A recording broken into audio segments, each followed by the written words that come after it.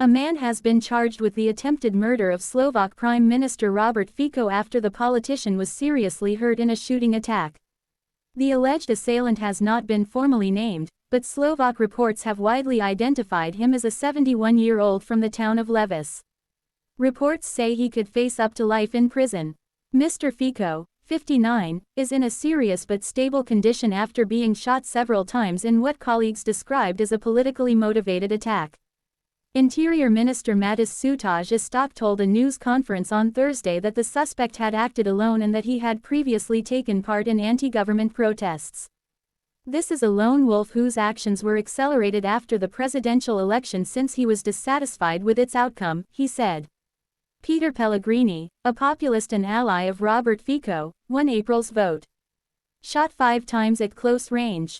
It was in broad daylight on Wednesday that Mr. Fico, surrounded by a crowd of supporters, was shot at close range. A gunman fired 5 times, hitting the Prime Minister in the stomach and arm. The attack took Mr. Fico's security detail completely by surprise. Footage showed several officers bundling the wounded PM into a car, before driving away at high speed, while the others detained the suspect.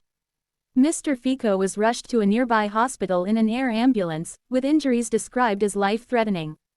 He was then transferred to another facility in Banska Bystrica, east of Handlova, where surgeons and trauma teams worked through the night to stabilize him. On Thursday, the hospital director told a news conference that Mr. Fico's condition was stable, but truly very serious, and he had been moved to an intensive care unit. Mr. Pellegrini later said he had visited Mr. Fico, who had been able to speak a few sentences. The situation is very critical and we have to give him a lot of energy and be positive, said Mr. Pellegrini.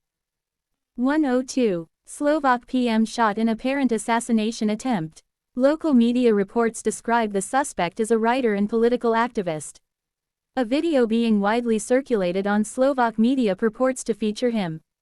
In the footage, the man says he disagrees with government policy and its stance towards state media.